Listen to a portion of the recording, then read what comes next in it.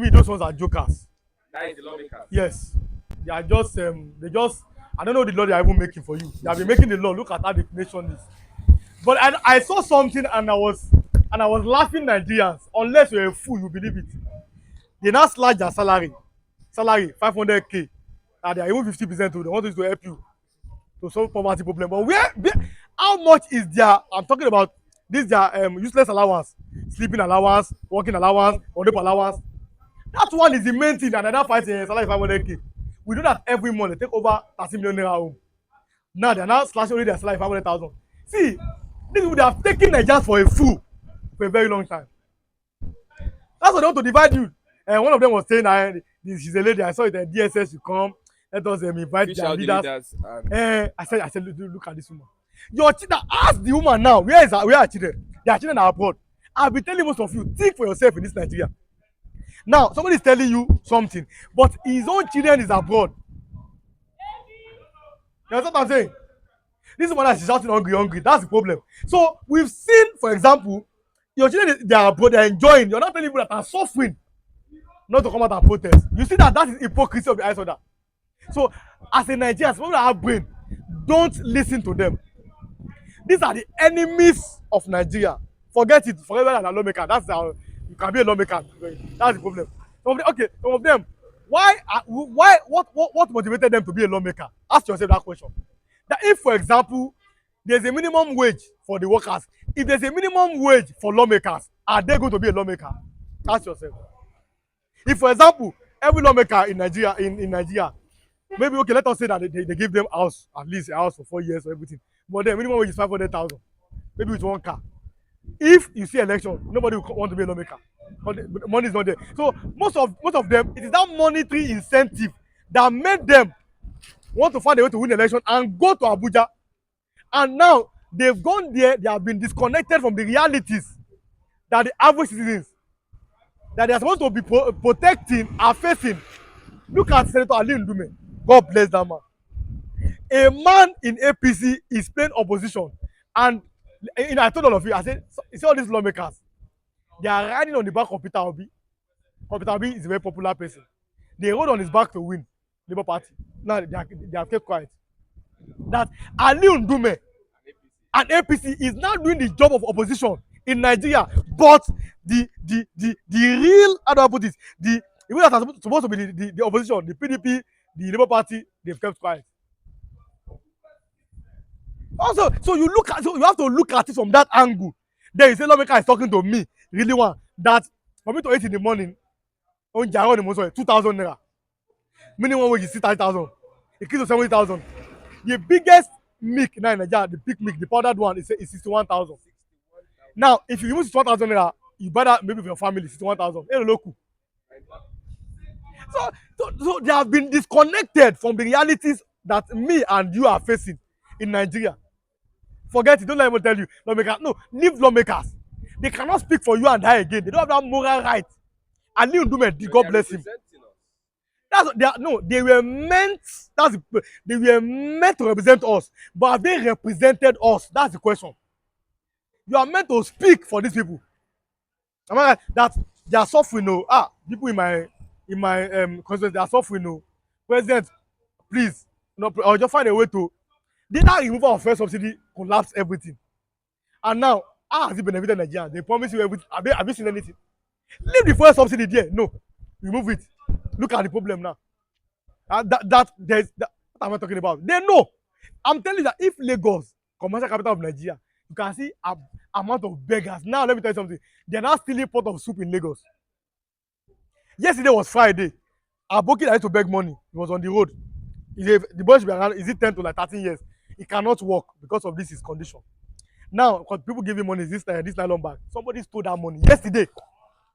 At the bus. Yes, Aboki, where he was keeping it, they stole the money. I'm telling you true. All of us were there now. So that is that level of poverty, of hunger, that you want to go and buy food, 4 or 5 people come to be begging you. And you're representing them. And tell for that government that these people are not happy with you, they are suffering. They are going there to laugh and share money. And you're not telling people like us that are suffering already that don't come out to protest. So what should we come out to do? To pray for you? Or to contribute money for you? and your children are abroad. That's the problem. Your children are abroad. See, let me tell you, Nigeria, only this simple solution in Nigeria. What's that simple solution? That every if once you are elected, all your children must be in Nigeria. All your wives must be in Nigeria, and you. That means there's no treatment abroad. You want to be treated, and if you want to go to school, let them go to school in Nigeria. My brother, you give Nigeria next 10 years, Nigeria will be as better as Dubai because they cannot fly Nigeria abroad anymore. They are going to make sure that these things work here. Things will not forget. My brother, all this prayer cannot work. Leave prayer alone. Things will never work here because they have deliberately made it not to work. Because they are not facing what you are facing, their children are abroad, they are enjoying. It is the poor people that carry ballot box. It's the poor man's child that they used to disrupt voting as political talk. I was telling somebody, I said, no matter how you serve a politician as a political talk, he will never allow you to marry his daughter because you are a foolish, you are a useless person. Because they have used you and dumped you. You are only good to serve ballot box. You can never marry that politician's daughter. You understand what I mean? And anytime there's an inauguration for a politician, you will never see them bring their political talk to celebrate with them. They only go with their wives and their children. So if they don't employ you as a political talk, can't you use your head? That's the question. So you have created poor people intentionally so that you can go to match them, to use them. So when they want to protest, you are not telling them no. And they too, they cannot think. They will not stay one place and be looking. Let us pray for Nigeria. Let us obey. You can't obey something. You can only pray for leaders. I've been saying every time. Leaders deserve your prayer, not rulers. You understand? When you pray for leader, country get to it. When you pray for rulers, the country destroyed. That's why Nigeria is like this. The country is going down because we have majorly rulers. People that don't care for you. People that ordinarily, if you want to die, die. That's not their problem. As far as they are in government, as far as they are enjoying, they don't care for the average citizens. So if you're not praying for them, that prayer is like a curse. When you pray for leaders, let me give you an example. When Jonathan he moved for something that people went to Jonathan to protest, I did not go. I have bring my own. When they went there and disgraced themselves, the man saw that okay, no, the man said okay, oh, let me introduce first subsidy for Nigerians to enjoy. 10 pastors in Nigeria, only 1 or 2 can say the truth. 10 imams, 1 or 2. What did that tell you? The other 8 or 9 want the bang but yeah. They are part of the government. They are eating in quote the government. I tell you, if Jonathan was the president today, let me see. That Jonathan does not have a problem with Nigeria. The problem he has that his name was Goodluck Ebele Azikiwe. Jonathan, you don't understand the meaning. That Azikiwe in that Jonathan is the problem. Ebele Azikiwe. Now, Omo Igbo, Omo Igbo nekale. Why is Omo Igbo say no? Look at the problem. So, as soon as Jonathan is the president today, there will be protests every day. The opposition. But look at this. The same pastors, the same professors are alive now. When things were better than Jonathan, they protested. Now they are alive. They kept quiet. And people cannot think. And are still expecting salvation with that same people. If the blind, Jesus said it, I'm not Jesus. That if the blind lead the blind, the both of them will fall into a ditch. Afọ́jú méjì ò lè máa gbéra wọn now. 2 blind men cannot be leading themselves. What are you talking about? So now they've seen it. They've seen it that Nigerians are docile, right? And they cannot do anything. So they just come and tell you, pray for Nigeria, pray amen. You have been praying for that 60, 70, 80, 90. Okay, that means the country does not need prayers anymore. The country needs people that will manage the resources and give people good government. And a leader that will unite Nigeria as one nation, as one people. Not in all this pray for Nigeria 1942, 1982. We have been praying and praying up. Only a mad person does the same thing over and over and over again and expect different results. You have been doing it, you have been praying, you're going to vigil, you're going to and the country is not going forward. That means there is a problem. And the problems are the politicians, not we know. All of us we are innocent. But politicians that are not making things to work deliberately to remain in power. Deliberately to make the people poor. Because it's only when a man is okay to some level, he can now speak for himself. A poor man has no choice. See, let me tell you something. I told one man, I said, if they do election today, Tinubu will win again. It's very simple, it's very easy. That poverty level has increased. That nowadays, if you somebody 2,000 naira, they will even vote. So that poverty is deliberate. Made so that they can remain in power, make them poor. pauperize them.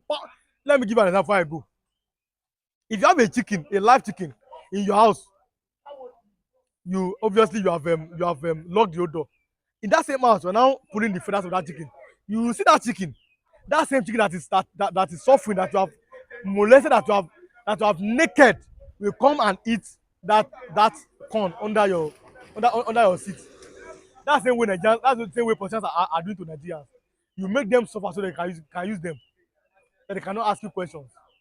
But the question is that Ojo Laveshile Ida, when are we going to stop this nonsense?